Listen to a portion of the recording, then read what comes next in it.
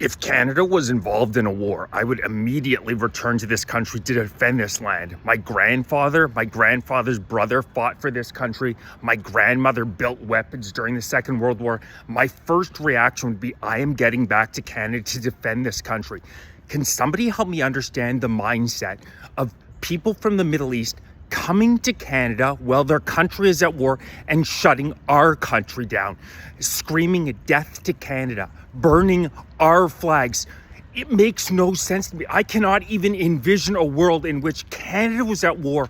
I went to a Middle Eastern country, started disrupting their civilization every day, rolling fake body bags out on the street, fake blood on my hands, chanting the most vile things you've ever heard. How the hell is that helping your country? I would never, and I don't think 99.9% of Canadians would do that in a million years. Patriotic Canadians would return to defend their country.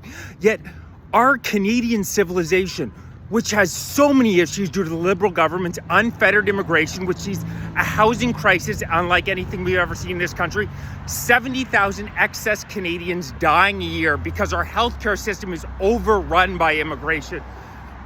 The middle and lower class being absolutely sold out. Our Charter of Rights and Freedoms under attack from Bill C9, which is looking to make it illegal to criticize this government on immigration. C4, which is more extreme than what the Patriot Act was after 9/11, where the government is going to have the ability to intercept any Canadian's communications and intercept any mail from a Canadian without any notification if it's in the so-called national security interest. In all likelihood, digital IDs being introduced in short order, similar to what they've seen in the UK. Creeping authoritarianism. Canada has a million problems on our plate. And in addition to this, we have foreigners showing up in this country receiving $283 a day. Many refugees paid for their entire first year on the Canadian taxpayer dime. And they have the gall to protest on our streets every day, burn Canadian flags, yell the most vile things you've ever heard in your life. Enough is a goddamn enough. Canadians need to stand up and say, we've had enough of this bullshit. If you are going to come to Canada, assimilate. Stop bringing your foreign conflicts into Canada. We have had enough.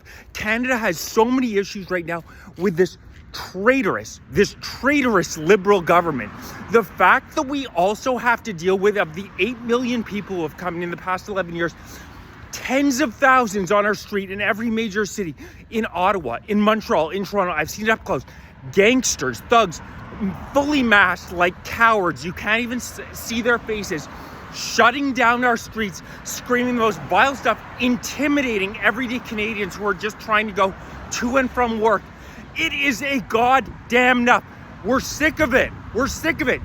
If you want to do something about what's going on, go back to your country and fight your war. That's what I would do as a patriotic Canadian. This has nothing to do with Canada.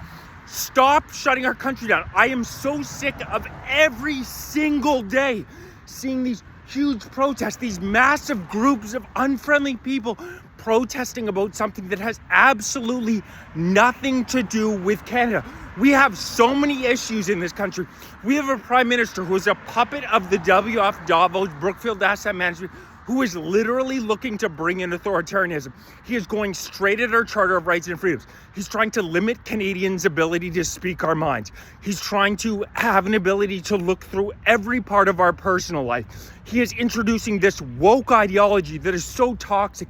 You now cannot fill out a job application in Canada without saying, if you're gay, if you're lesbian, if you're LGBT, if you're black, if you're the exact opposite of a meritocracy. He is pushing the most divisive rhetoric, following up the most clownish prime minister in Justin Trudeau, who has us in an economic catastrophe.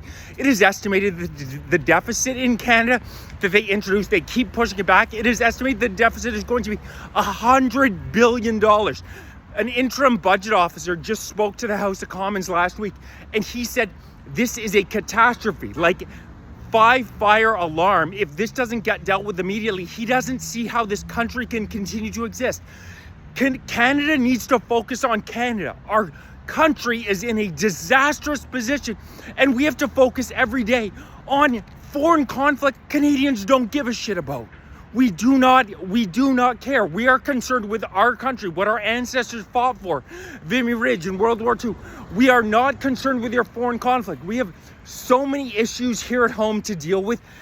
It's enough. And the red carpet rollout that they get from the police, because there's this weird ideological alignment between the jihadis and the woke ideologues that makes absolutely no sense. In Gaza, the goddamn laws, if a man is caught sleeping with another man, he's sentenced to a minimum 10 years in prison, and in many cases, he's thrown off a building. If you blaspheme against Allah, these guys get 10-year prison sentence, and in many cases, it's much worse than that. A woman is not allowed to leave her house without either a male accompaniment or written permission. It makes no sense on its face. How is this alignment? Aren't the liberals supposed to be the feminists, the ones speaking out for women's rights? How do you align yourself with Palestine? This is the most conservative group of people you've ever seen. They go by laws from 1927 British Ordinance. Open your goddamn eyes. If you showed up with your pride flag in Gaza, what do you think would happen to you fucking moron? What do you think would happen to you? You would not last 24 hours in that country with your pride flag. Yet I need to walk around Canada with these morons waving their gays for Gaza flag. We have serious issues in this country. 1984 is coming to life. This is not an exaggeration. Keir Starmer just introduced digital IDs.